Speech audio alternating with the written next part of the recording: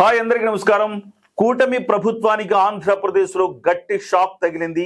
కూటమి ప్రభుత్వంలో కీలక నేత కుమారుడు, కీలక నేత అల్లుడు అయిన పుట్టా మహేష్ కుమార్ యాదవ్ డ్రగ్స్ కేసులో పట్టుబడ్డాడు. నిన్న అంటే శనివారం రాత్రి మొయినాబాద్లోని పైలట్ రోహిత్ రెడ్డి, పేరు ఎక్కడో విన్నట్టుంది కదా. పైలట్ రోహిత్ రెడ్డి గతంలో బీఆర్ఎస్ ఎమ్మెల్యేగా ఉన్నాడు. బీఆర్ఎస్ ఎమ్మెల్యేగా ఉంటూ బీజేపీ వాళ్లను పార్టీ మారుతానంటూ ఆహ్వానించి వాళ్ళ దగ్గర నుంచి డబ్బులు వాళ్ళు ఇవ్వజూపినట్టుగా రికార్డు చేసి సంచలనం సృష్టించిన పైలట్ రోహిత్ రెడ్డి అదే ఫామ్ హౌస్ లో, మొయినాబాద్ లోని అజీజ్ నగర్ ఫామ్ హౌస్ లో ఒక హై వోల్టేజ్ డ్రగ్స్ పార్టీ నిర్వహించారు. ఆ డ్రగ్స్ పార్టీలో 6 పాజిటివ్ గా తేలారు. అందులో పుట్టా మహేష్ కుమార్ యాదవ్ ఒకడు. ఎవరి పుట్టా మహేష్ కుమార్ యాదవ్ అంటే తెలుగుదేశం పార్టీలో కీలక నేతలకు సంబంధించిన వ్యక్తి. పుట్టా సుధాకర్ యాదవ్ ప్రస్తుత మైదుకూరు ఎమ్మెల్యే, టీటీడీ మాజీ చైర్మన్ కూడా. ఆయన కుమారుడే పుట్టా మహేష్ కుమార్ యాదవ్.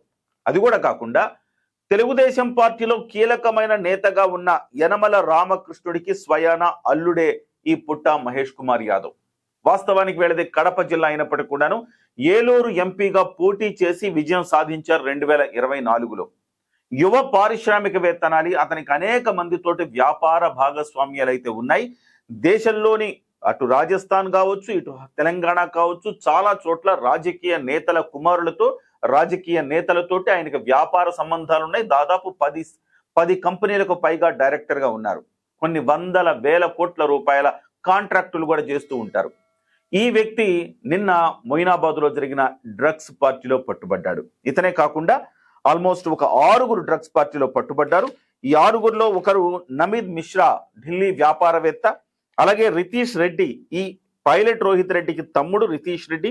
అలాగే పైలట్ రోహిత్ రెడ్డి, కౌశిక్ రవి, అర్జున్ రెడ్డి, మహేష్ కుమార్ యాదవ్. ఇలాగా మరికొంతమందికి ఇంకా టెస్టులు జరుగుతూ ఉన్నాయి. వాస్తవానికి నిన్న శనివారం రాత్రి 9:30 గంటలకు మొయినాబాద్ ఫామ్ హౌస్ మీద దాడి చేశారు పోలీసులు, స్థానిక పోలీసులు, ఎస్ఓటి, అలాగే ఈగల్ టీం.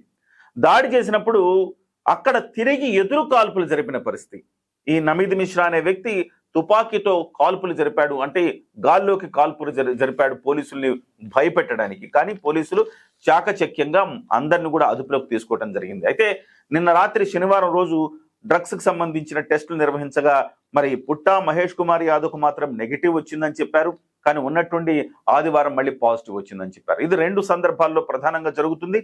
ఒక సందర్భం నిజంగా పుట్టా మహేష్ కుమార్ యాదవ్ ఏదైనా మేనేజ్మెంట్ చేసుకోగలుగుతాడా అన్న ఉద్దేశంతో పోలీసులు దీన్ని దాచి ఉండాల శనివారం రాత్రి. కానీ అది రివర్స్ కావటంతో ఇవాళ ఆయన కూడా పాజిటివ్ అనే అంశాన్ని బయట పెట్టుండొచ్చు. లేదా నిజంగానే అక్కడ పుట్టా మహేష్ కుమార్ యాదవ్ బాడీ ఆ రకంగా చూపించుండాలి. పోలీసులు చెప్పడం ప్రకారం బాడీ మెటబాలిజం ప్రకారం దీన్ని ఈ టెస్టుల్లో మనకి వెంటనే ఒక్కోసారి దొరక్కపోవచ్చు. నిన్న శనివారం రోజు ఆయన బాడీలోకి పూర్తిగా అబ్జర్వ్ కాకపోతే అది బయటకు రాదు. ఆదివారం ఉదయం టెస్టులు చేస్తే ఆయన కూడా పాజిటివ్ వచ్చారని చెప్పేసి పోలీసులు చెప్తున్నారు. మరి ఏం జరుగుతుంది? Telugu Desam party, Janasena party, BJP 3 కలిసి కూటమి ప్రభుత్వంగా ఏర్పడి ఆంధ్రప్రదేశ్ లో డ్రగ్స్ ను అరికట్టడానికి డ్రగ్స్ పై యుద్ధమే చేస్తామని. ఒకవైపు ప్రభుత్వం అంత గట్టి యుద్ధం చేస్తా ఉంటే మరోవైపు ఈ రకంగా సొంత పార్టీ ఎంపీనే ఇలాంటి డ్రగ్స్ కేసులో పట్టుబడ్డం అనేది ఒక మింగుడు పడని విషయంగా చూడాలి. గత ప్రభుత్వం, వైసీపీ ప్రభుత్వంలో విశాఖ జిల్లా ఏజెన్సీ ప్రాంతం మొత్తాన్ని కూడా డ్రగ్స్ కు కేంద్రంగా మార్చారు. అక్కడ డ్రగ్స్ ఉత్పత్తి కేంద్రంగా దాన్ని తయారు చేశారు. అక్కడ ఉండే ఏజెన్సీ బిడ్డలు, అడవి బిడ్డలను మొత్తం కూడా వాళ్ళకి ఇదే ఉపాధిగా మార్చారు. అయితే కూటమి ప్రభుత్వం వచ్చిన తర్వాత, ముఖ్యంగా పవన్ కళ్యాణ్ గారు ఏజెన్సీ మీద ప్రత్యేక దృష్టి పెట్టిన తర్వాత బాహ్య ప్రపంచంతో వాళ్ళకి సంబంధ బాంధవ్యాలు ఏర్పరిచేలాగా దాదాపుగా 900 కోట్లు, 1000 కోట్లతో రోడ్ల నిర్మాణం చేపట్టడంతో వాళ్ళందరికి కూడా ఒక కమ్యూనికేషన్ ఏర్పడింది. తద్వారా వాళ్ళు బయట కూడా ఉద్యోగాలకు వెళ్ళటానికి కావచ్చు, అక్కడ లోకల్ గా కూడా అటవీ శాఖ ద్వారా వాళ్ళకి ఉపాధి కల్పించి డ్రగ్స్ పండించకుండా, మత్తు పదార్థాలు అక్కడ గంజాయి లాంటివి సాగు చేయకుండా చేశారు. అయితే అదే సమయంలో రాష్ట్ర వ్యాప్తంగా కూడా ఎక్కడైతే డ్రగ్స్ గత ప్రభుత్వం యువతకి ఏ రకంగా మత్తులో ముంచి పేల్చిందో వాటన్నిటిని కూడా చిన్నగా అరికడుతూ వస్తుంది ఈ ప్రభుత్వం. కానీ ఉన్నట్టుండి ఇంత షాకింగ్ న్యూస్ ఇవాళ మనకు వచ్చింది. అయితే ఇక్కడ ప్రధానంగా చూస్తే కనుక సిమ్లా నుంచి, గోవా నుంచి వీళ్ళు మొత్తం కూడా డ్రగ్స్ సేవించారు. గత కొంతకాలంగా సిమ్లా, గోవాకు తరచూ వెళుతూ ఉన్నారు. అక్కడ డ్రగ్స్ పార్టీలు జరుగుతూ ఉన్నాయి. నిన్న మాత్రం హైదరాబాద్ లో ఆ పార్టీ నిర్వహించారు. సిమ్లా నుంచి డ్రగ్స్ తెప్పించారు. పార్టీలో చాలా మంది డ్రగ్స్ తీసుకున్నారు. చాలా మంది మహిళలు కూడా ఉన్నారని చెప్తా ఉన్నారు. అసలు ఏం జరుగుతోంది? ప్రజలు ఎంపీలుగా, ఎమ్మెల్యేలుగా వీళ్ళని ఎన్నుకుంటే వీళ్ళు ఈ రకంగా మత్తులో మునిగి తేలుతా ఉన్నారు. ఇలాంటి వాళ్ళను ప్రజలు చీకొట్టాల్సిన సమయం అయితే ఆసన్నమైంది. నీతులు చెప్పడం కాదు, దాన్ని ఆచరించి చూపాలి. ముఖ్యంగా తెలుగుదేశం పార్టీ దీని మీద ఎలాంటి చర్యలు తీసుకుంటుందని అందరూ కూడా ఆసక్తిగా ఎదురు చూస్తున్నారు. కానీ తెలుగుదేశం పార్టీ చర్యలు తీసుకునే అవకాశం ఉందా?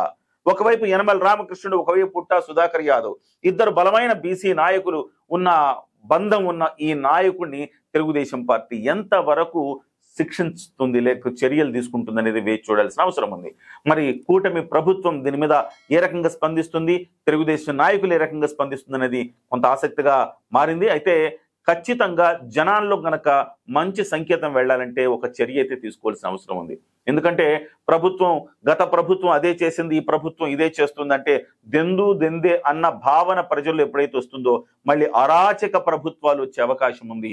మళ్ళీ జగన్మోహన్ రెడ్డి గారికి చేతుల్లో పెట్టి మళ్ళీ నెక్స్ట్ 2029లో అవకాశం ఇచ్చినట్టు అవుతుంది. కాబట్టి దీన్ని జాగ్రత్తగా పరిశీలించాల్సిన అవసరం ఉంది. తెలుగుదేశం పార్టీ దీని మీద కఠినమైన నిర్ణయాలు తీసుకోవాల్సిన అవసరం ఉన్నది.